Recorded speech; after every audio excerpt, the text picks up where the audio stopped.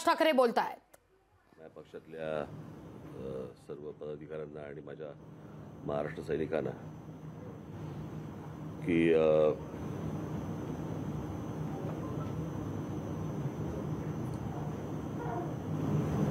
यावेळेस नरेंद्र मोदी यांना आपण पाठिंबा द्यायचा आहे। त्याचं मला असं वाटतं विश्लेषण मी त्या दिवशीच्या सभेमध्ये मी केलेलं आहे।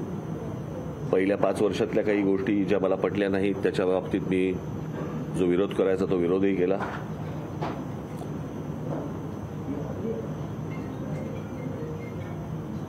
अनेक वेळा सांगतात लोक की राज ठाकरेंनी भूमिका बदलली। प्रश्न 2014च्या अगोदरची भूमिका ही निवडून आल्यानंतर सत्तेत आल्यानंतर जर तिकडे भूमिका बदलू शकते तर मला असं वाटतं की मला भूमिका बदलणं आवश्यक होतं आणि त्याला भूमिका बदलणं म्हणत नाहीत, त्याला धोरणांवरती त्याला टीका म्हणतात आणि त्याप्रमाणे त्या प्रकारची टीका मी त्यावेळेला केली। अर्थात ती टीका करताना त्याच्या मोबदल्यात काही मागितलं नव्हतं की मला मुख्यमंत्रीपद पाहिजे म्हणून मी टीका करतोय, माझे 40 आमदार फोडले म्हणून मी टीका करतोय, असल्या कुठच्या गोष्टींमधनं ती टीका नव्हती, ती मुद्द्यांना टीका होती, त्या भूमिकांवरती ज्या केलेली टीका होती। त्याच्यानंतरच्या पुढच्या 5 वर्षामध्ये काही गोष्टी ज्या चांगल्या झाल्या त्याचं स्वागतही मी केलं, जसं 370 कलम रद्द होणं, राम मंदिर सारखा एक विषय, इतका मोठा विषय, म्हणजे खरं तर राम मंदिर ही गोष्ट आपल्याला काही धर्माच्या आधारावरती राष्ट्र उभं नाही करायचे, परंतु 1992 पासून ते 2024 पर्यंत एक रखडलेली गोष्ट ज्याच्यामध्ये आजपर्यंत इतक्या कारसेवकांनी ज्यांनी आपली स्वतःची आहुती दिलेली आहे। मला असं वाटतं तेव्हा तुम्ही कोणी तेव्हा नसाल, त्यावेळेला दूरदर्शनवरती एक काही स्लॉट्स यायचे वेगवेगळ्या काही चॅनल्सचे अर्ध्या तासाचे, त्याच्यामध्ये शरयू नदीमध्ये टाकून दिलेली कारसेवकांची प्रेतं, त्यांना ज्या प्रकारच्या गोळ्या घातल्या गेल्या होत्या त्या आंदोलनामध्ये, जे कारसेवक मारले गेले होते, मला असं वाटतं त्या सगळ्या कारसेवकांचे आत्मे शांत झाले असतील आणि ते राम मंदिर उभं राहिल्यावरती। आणि एक निश्चित जर इतक्या वर्ष प्रलंबित राहिलेला प्रश्न जर नरेंद्र मोदी नसते, जरी सुप्रीम कोर्टाने आदेश दिलेला असला तरी, जर ते नसते तर राम मंदिर उभंच राहू शकलं नसतं।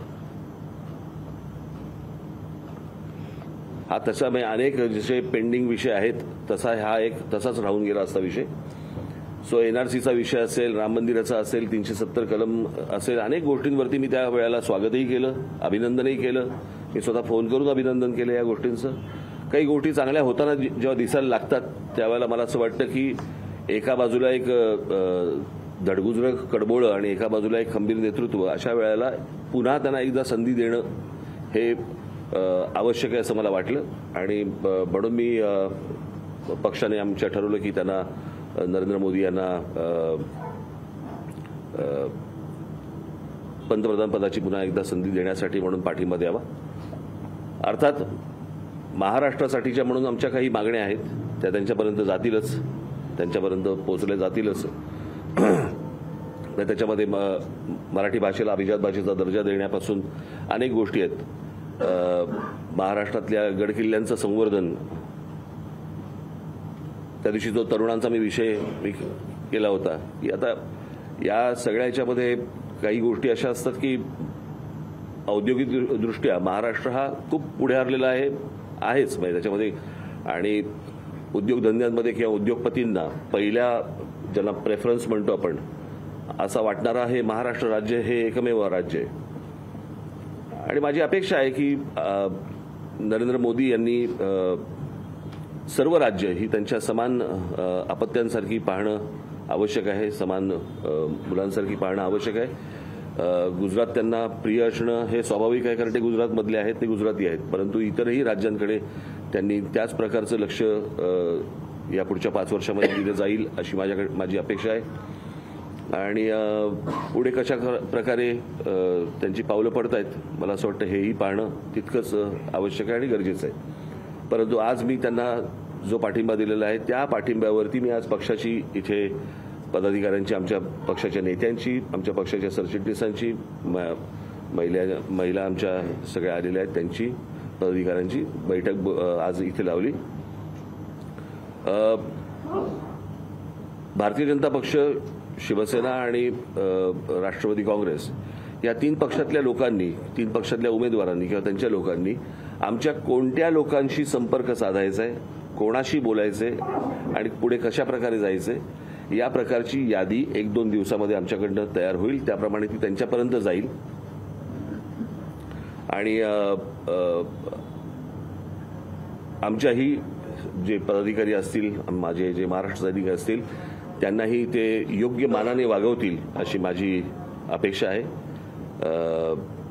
आणि त्यांनी कोणाशी संपर्क साधायचा, काय करायचे, कारण त्याच्यामध्ये मग घोळ नको की हा आला तो आला असल्या काही गोष्टी नको. त्याच्यामुळे त्यांनाही कळलं पाहिजे की कोणाशी संपर्क साधायचा ज्याच्यातनं आमचे लोक कशा प्रकारे काम करतील आणि पूर्णपणे सहकार्य करायचं आणि पूर्णपणे प्रचार करण्यासाठी म्हणून मी सगळ्यांना सांगितलेलं आहे.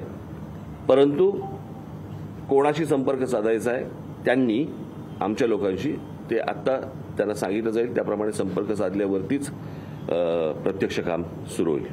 त्याच्यासाठी जी आजची बैठक होती ती आत्ताच पार पडली. एक जनसभाओं को क्या आप संबोधित करने वाले चुनाव प्रचार के दौरान? मी आत्ता मी काही ठरवलं नाहीये, पुढे बघीन. 17 तारीख को सर एक आप लोगों की सभा होने वाली है शिवाजी पार्क. आमचे बुकिंग असतात, तुम्ही काय पहिल्यांदा बघताय काय? सर इसके अलावा आपने राम मंदिर का मुद्दा सगळ्यांचा ठेका घेतला का तू? बाकीच्यांना बोलू देत.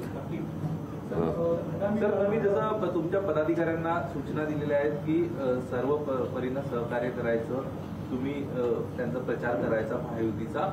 महायुतीकडनं तुम्हाला प्रचाराचं निमंत्रण आलं अनेक उमेदवारांकडनं, तर तुमची भूमिका काय असेल? प्रचार करायला जाणार का? म्हणजे येऊ दे. सकारात्मक असाल का?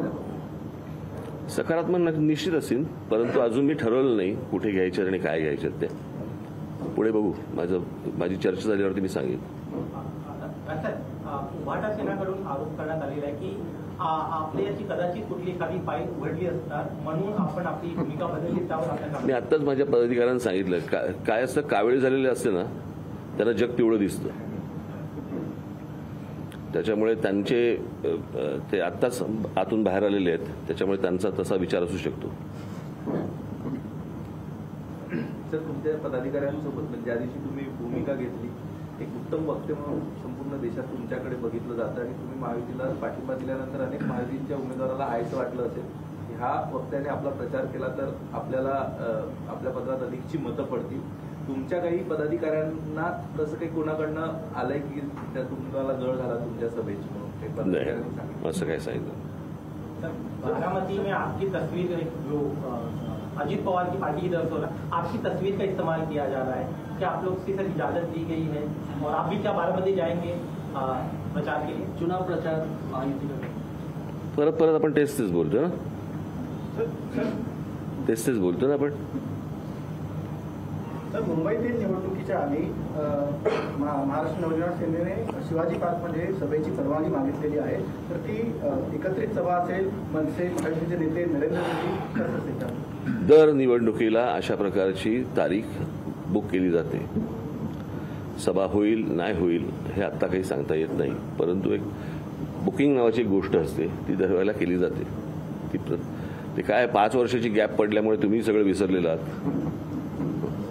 परवाच्या निर्णयानंतर काही पदाधिकारी नाराज झाले, राजीनामे देणं सुरू झाले, त्यांच्याशी संवाद साधला का किंवा साधणारा कोण पदाधिकारी? एक असं समाज माध्यमावर सुद्धा बरेच जण अशा प्रकारचं. काय समाज माध्यमांवरती काय तुमचा जो हा निर्णय आहे महायुतीला पाठिंबा प्रश्न असा आहे, मी या सगळ्या गोष्टींचा विचार पक्षाचा म्हणून विचार करत असतो. कळलं का? ज्यांना या प्रकारची समजच नसेल आणि उमजच नसेल त्यांनी जो काही निर्णय घ्यायचा तो करावा. लोकसभा निवडणुकीमध्ये अरे तुम्ही काय आता आलात मुंबईत? आलो. कधी आलात? तुम्ही तुमच्यासाठी आलो. माझ्यासाठी आला म्हणजे? प्लॅन सुद्धा आहे. नाही तुम्ही मुंबईत मी आलो मुंबईत. मी ईडी, सीबीआय, एनआय, एनसीबी, ज्युडिशियली या सगळ्या फील्ड्स बघतोय. कोणाकडनं? हा? मीडियासाठी. कुठले नाशिकवरून त्यांना बोलवण्यात आलं मुंबईत. हो पण काहीतरी असेल ना, त्याला लेबल असेल ना. असं सांगा ना, मी तेच विचारतोय. मी म्हटलं तुम्ही एवढी नावं घेतली काय सीबीआय, ईडी बीडी वगैरे. हो बरोबर आहे. मला वाटलं होम जॉईन केलं की काय तुम्ही. बोला बोला. एवढंच आहे की लोकसभा निवडणुकीमध्ये एक जरी उमेदवार तुमचा नसला तरी विधानसभा निवडणुकीमध्ये तुम्ही निवडणुकीच्या तयारीला असा गुढीपाडवा सभेतच सांगितलं. त्याची रंगीत तालीम म्हणून सुद्धा तुम्ही लोकसभा निवडणुकीकडे पुनर्बांधी म्हणून बघताय का? कारण गेल्या निवडणुकांमध्ये अशा अनेक जागा आहेत की ज्या ठिकाणी मनसेचा जनाधार प्रचंड होता. अर्थातच बघणार ना मी. त्याप्रमाणे आमच्या लोकांना मी कामाला लागायला पण सांगितलेलं आहे.